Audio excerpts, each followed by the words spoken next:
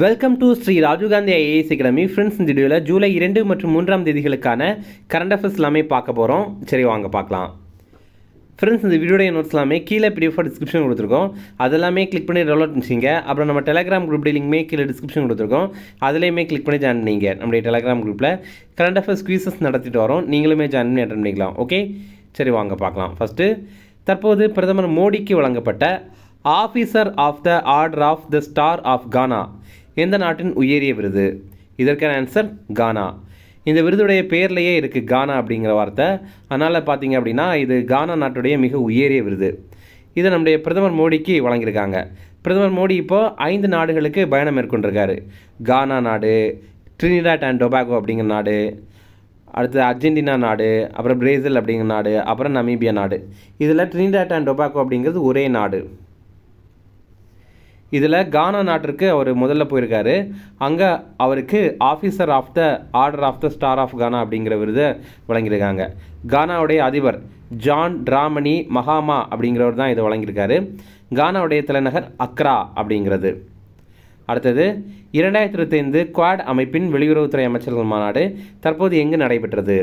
இதற்கான answer Washington. இப்போ பார்த்தீங்க அப்படின்னா வாஷிங்டன் அப்படிங்கிறது அமெரிக்காவுடைய தலைநகர். இங்கே குவாட் அமைப்புடைய வெளியுறவுத்துறை அமைச்சர்கள் மாநாடு நடைபெற்றிருக்கு. இப்போ குவாட் அப்படிங்கிறது 4 நாடுகளுடைய ஒரு கூட்டமைப்பு. அதாவது இந்த மேப்பை பார்த்தீங்கனாலே உங்களுக்கு புரியும். இந்தியா, ஆஸ்திரேலியா, அப்புறம் அமெரிக்கா, அப்புறம் ஜப்பான். இந்த 4 நாடுகளையும் நீங்கள் உலக வரைபடத்தில் இணைத்தீங்க அப்படின்னா அது குவாட்ரிலேட்டரல் ஷேப்பில் இருக்குல்ல, அதனால தான் இதை குவாட் அப்படின்னு சொல்கிறாங்க. ஓகே, இந்தியா சார்பில் இந்த வெளியுறவுத்துறை அமைச்சர்கள் மாநாட்டிற்கு நம்ம வெளியுறவுத்துறை அமைச்சரான ஜெய்சங்கர் போய் கலந்து கொண்டார். இந்த அமைப்பு இப்போது பஹல்காம் தாக்குதலுக்கு கண்டனம் தெரிவித்திருந்தாங்க. இந்த மீட்டிங்கில் 7வது குவாட் உச்சி மாநாடு இந்த ஆண்டு புதுடில்லியில் நடைபெறுது. ஓகேவா? இப்போ குவாட் அப்படிங்கிற ஒரு அமைப்பு இருக்குது அப்படின்னா அதற்கு நிறைய அமைச்சர்கள் மாநாடு நடக்கும். இப்போ வெளியுறவுத்துறை அமைச்சர்கள் மாநாடு நடக்குது, அதே மாதிரி பாதுகாப்புத்துறை அமைச்சர்கள் மாநாடு நடக்கும். அதை மாதிரி நிறைய மீட்டிங் நடக்கும். அதெல்லாம் நம்ம நியூஸில் பார்ப்போம் தான். ஆனால் எல்லாத்தோடையுமே ரொம்ப முக்கியமானது எது அப்படின்னா உச்சி மாநாடு, சமிட் அப்படிங்கிறது. அது இந்த ஆண்டு எங்கே நடைபெறுது அப்படின்னா புதுடெல்லியில் தான் நடைபெறுது. நம்ம இந்தியாவில் தான் நடைபெறுது. ஓகே, அடுத்தது 2025 பிரிக்ஸ் உச்சி மாநாடு எங்கு நடைபெறுகிறது? இதற்கான ஆன்சர் பிரேசில். இப்போ பார்த்தீங்கன்னா 17வது பிரிக்ஸ் சமிட், நம்ம உச்சி மாநாடு அப்படின்னு பார்த்தோம்ல, அதுதான் இது. இது பார்த்தீங்கன்னா பிரேசிலுடைய ரியோ டி ஜெனீரோ நகரில் நடைபெறுது. இந்தியா சார்பில் பிரதமர் மோடி கலந்து கொள்கிறாரு. நம்ம இப்போ பார்த்துருந்தோம் அவர் அந்த நாட்டுக்கெல்லாம் போகிறாரு அப்படின்னு. பிரேசிலுடைய அதிபர் Lewis Inácio Lula da Silva அப்படிங்கிறவர் தான். இப்போ பிரிக்ஸ் கூட்டமைப்பை பற்றி பார்த்தீங்கன்னா முதல்ல இதில் 5 நாடுகள் இருந்தாங்க. ஒன்று பிரேசில், அடுத்து ரஷ்யா, அப்புறம் இந்தியா, அப்புறம் சைனா, அப்புறம் சவுத் ஆஃப்ரிக்கா. இந்த மாதிரி 5 நாடுகள் இருந்தாங்க. அடுத்தது 2024ஆம் ஆண்டில் எகிப்து, எத்தியோப்பியா, ஈரான் மற்றும் யுஏஇ அப்படின்னா யுனைடெட் அரப் எமிரேட்ஸ், தமிழில் ஐக்கிய அரபு அமீரகம் அப்படின்னு சொல்லுவோம்ல, அதுதான். அந்த நாடுகள் எல்லாமே இதில் இணைந்தாங்க. அப்புறம் கடைசியாக இப்போ பார்த்தீங்கன்னா 2025ஆம் ஆண்டு ஜனவரியில் இந்தோனேஷியா இதில் 10வது நாடாக இணைந்திருந்தாங்க. நம்ம எக்ஸாமில் கேட்கலாம், இந்த பிரிக்ஸ் கூட்டமைப்பில் 10வதாக இணைந்த நாடு எது அப்படின்ற மாதிரி கூட கேட்கலாம். அடுத்தது ஃப்ரெண்ட்ஸ், நம்ம ராஜீவ்காந்தி ஐஏஎஸ் அகாடமியில் டிஎன்பிஎஸ்சி எக்ஸாமுக்கான பாடப்புத்தகங்கள் எல்லாமே இருக்குது. எல்லாமே தமிழ்லேயும் இருக்குது, அதே மாதிரி இங்கிலீஷ்லேயும் இருக்குது. இது பார்த்தீங்கன்னா நீங்கள் மொத்தமாக வாங்கிக்கலாம், அல்லது உங்களுக்கு தேவைப்படுற புத்தகம் மட்டும்தான் வேணும் அப்படின்னா கூட நீங்கள் கால் பண்ணி ஆர்டர் பண்ணி வாங்கிக்கலாம். நீங்கள் தமிழ்நாட்டில் எங்கே இருந்தீங்க அப்படின்னாலும் நாங்கள் உங்களுக்கு இதை கொரியர் மூலமாக சென்ட் பண்ணி தந்துடுவோம். அதே மாதிரி நீங்கள் சென்னையில் அண்ணா நகரில் இருக்கிறீங்க அப்படின்னா நம்முடைய ஸ்டடி ஹால் வசதி பயன்படுத்திங்க. இங்கே ஏசி வசதி இருக்குது, ஒய்ஃபை வசதி இருக்குது, அதே மாதிரி லைப்ரரி வசதி கூட இருக்குது. அடுத்தது 2025 உலக யூனிகார்ன் தரவரிசையில் முதலிடம் பிடித்த நாடு எது? இதற்கான ஆன்சர் அமெரிக்கா. இப்போ பார்த்தீங்க அப்படின்னா யூனிகார்ன் நிறுவனங்கள், அதாவது $1 பில்லியன் அதிகமான மதிப்புள்ள ஸ்டார்ட் அப் நிறுவனம் அப்படிங்கிறது தான் யூனிகார்ன் நிறுவனம். அது எந்தெந்த நாடுகளில் அதிகமாக இருக்குது அப்படிங்கிறதுக்கான பட்டியல் தான் இது. இதில் முதலிடம் பிடித்தது அமெரிக்கா, 2ஆம் இடம் பிடித்தது சீனா, 3ஆம் இடம் பிடித்தது நம்ம இந்தியா. இந்த ரிப்போர்ட்டை வெளியிட்டது ஹுருன் அப்படிங்கிற அமைப்பு. இந்த ரிப்போர்ட்டுடைய பேர் ஹுருன் குளோபல் யூனிகார்ன் இண்டெக்ஸ் 2024 அப்படிங்கிறது தான். அடுத்தது, இந்திய கடற்படைக்காக ஐஎன்எஸ், ஒரு நிமிஷம், இது பார்த்தீங்கன்னா ஹுருன் குளோபல் யூனிகார்ன் இண்டெக்ஸ் 2025 அப்படிங்கிறது தான். ஓகேவா? அடுத்தது, இந்திய கடற்படைக்காக ஐஎன்எஸ் தமால் என்ற போர்க்கப்பல் எங்கு தயாரிக்கப்பட்டது?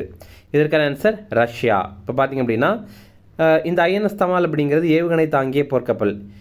ரஷ்யாவில் கடலோர நகரமான கலினின்கிராட் அப்படிங்கிற பகுதியில் இந்த ஜூலை 1ஆம் தேதி இந்தியாவுக்கு இதை வந்து அர்ப்பணித்துட்டாங்க. இந்த கப்பலில் பிரம்மோஸ் நீண்ட தூர ஏவுகணை இருக்குது. இந்த பிரம்மோஸ் உட்பட 26% தொழில்நுட்பங்கள் இந்தியாவில் மேம்படுத்தப்பட்டது. நம்ம இந்தியாவுக்கும் ரஷ்யாவுக்கும் இடையில் ஒரு ஒப்பந்தம் போட்டிருந்தோம் 2016ஆம் ஆண்டு அக்டோபர் மாதம். என்னென்னா 4 போர்க்கப்பல்களை இந்தியாவுக்கு வழங்கணும் அப்படிங்கிறது தான் அந்த ஒப்பந்தம். இதில் 2 கப்பல்களை ரஷ்யாவில் தயாரிப்பாங்க. அது என்ன அப்படின்னா ஐஎன்எஸ் துஷில் அப்படிங்கிறது ஒன்று, இப்போ 2வதாக ஐஎன்எஸ் தமால் அப்படிங்கிறது. அடுத்தது 2 கப்பல்களை இந்தியாவில் தயாரிப்பாங்க. அது ஐஎன்எஸ் த்ரிபுட் அப்படிங்கிறது, இன்னொன்று ஐஎன்எஸ் தவசியா அப்படிங்கிறது. இந்த இந்தியாவில் தயாரிக்கிற நிறுவனம் எது அப்படின்னா கோவா ஷிப்யார்ட் லிமிடெட் அப்படிங்கிற நிறுவனம். அடுத்தது P-17A திட்டத்தின் மூலம் கட்டப்பட்ட 2வது கப்பல் எது? இதற்கான ஆன்சர் உதயகிரி. இப்போ வந்து P-17A அப்படின்னா ப்ராஜெக்ட் 17 ஆல்ஃபா அப்படிங்கிறது தான். இப்படி கூட சொல்லுவாங்க, ப்ராஜெக்ட் 17A அப்படின்னு கூட சொல்லுவாங்க. இதோடைய அடிப்படையில் முதல் கப்பல் ஐஎன்எஸ் நீலகிரி அப்படிங்கிறத கட்டியிருந்தாங்க. 2வது கப்பலாக ஐஎன்எஸ் உதயகிரி அப்படிங்கிறத இப்போ அமைத்திருந்தாங்க. இதில் வந்து மொத்தமாக 7 கப்பல்கள் இருக்குது. இதில் வந்து முதல் 4 கப்பல்களை கட்டுறது மும்பையை சேர்ந்த மசகான் டாக் ஷிப்புல்டர்ஸ் அப்படிங்கிற அமைப்பு. அடுத்த 3 கப்பல்களையும் கட்டுறது வெஸ்ட் பெங்கால் இருக்குல்ல, வெஸ்ட் பெங்காலில் கொல்கத்தா இருக்குல்ல, அங்கே இருக்கிற GRSC அதாவது கார்டன் ரீச் ஷிப்புல்டர்ஸ் அண்ட் என்ஜினியர்ஸ் அப்படிங்கிற அமைப்பு. அடுத்தது ரயில்வே தொடர்பான அனைத்து சேவைகளையும் பெற அறிமுகம் செய்யப்பட்ட செயலி எது? இதற்கான ஆன்சர் ரயில் 1. இப்போ பாருங்கள், நமக்கு ஆப்ஷன்ஸில் வந்து குழம்பிடும். ஓகேவா, நமக்கு வந்து இப்போ ஓகேவாக இருக்கும். அதே நேரம் ஒரு மாதம் 2 மாதம்லாம் போனதுக்கப்புறம் இது ரயில் 1 இல்லை வந்து ரயிலா இல்லை ரயில் கனெக்டா அந்த மாதிரி குழம்பிடும். அதனால் தெளிவாக பார்த்துங்க, ரயில் 1 அப்படிங்கிறதான் இது. ஓகே, அப்போது இதில் என்ன பண்ண முடியும் அப்படின்னா ரயிலில் நமக்கு முன்பதிவு டிக்கெட்டு பெற முடியும். அதே மாதிரி முன்பதிவு இல்லாத டிக்கெட் கூட பெற முடியும். அதே மாதிரி நடைமேடை டிக்கெட் இதெல்லாம் கூட பெற முடியும். அதே மாதிரி PNR எண் இருக்குல்ல, அது குறித்த தகவல் இதில் பெற முடியும். அப்புறம் ரயில் உதவி சேவைகள் இருக்குல்ல, அதுவும் நம்ம இதன் மூலமாக பெற முடியும். அப்போ இது வரைக்கும் பார்த்திங்கன்னா ரயில்வேயுடைய சேவைக்காக நம்ம தனித்தனியான செயலிகளை வந்து பதிவிறக்கம் செய்து யூஸ் பண்ணிட்டு இருந்தோம். இப்போ அப்படி பண்ண வேண்டிய தேவையில்லை. ஒரே ஒரு செயலி ரயில் 1 அப்படிங்கிற ஒரு ஆப்பை மட்டும் நம்ம வந்து டவுன்லோட் பண்ணால் போதும் அப்படின்னு தெரிவித்திருக்காங்க.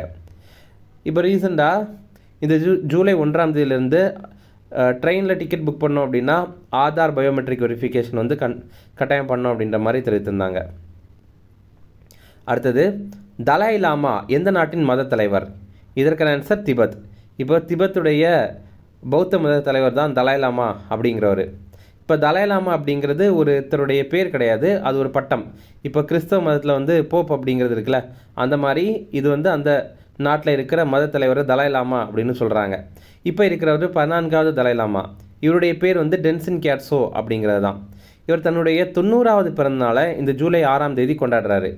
இவர் 1959 ஆண்டிலிருந்தே, அதாவது 1959 ஆண்டே திபெத்லேருந்து வெளியிருந்தார்.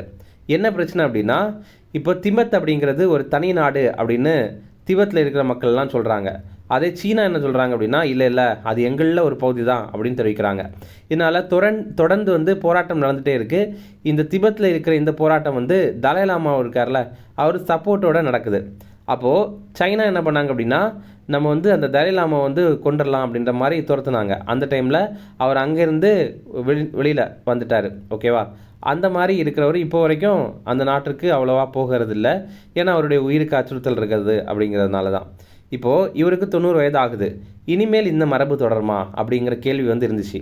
அதாவது இனிமேல் தலாய் லாமா அப்படிங்கிற ஒரு மரபு இருக்குமா அப்படின்ற மாதிரி ஒரு கேள்வி எழுந்துச்சு. அதற்கு இந்த டென்சின் கேட்ஸோ என்ன சொல்லியிருக்காரு அப்படின்னா தலாய் லாமா மரபு வந்து தொடரும் அப்படின்னு தெரிவித்திருக்காரு. அடுத்த தலாய் லாமா தேர்வு செய்யப்படுவார் அப்படின்னு தெரிவித்திருக்காரு. இதற்காக எலெக்ஷன் வந்து நடத்துவாங்க.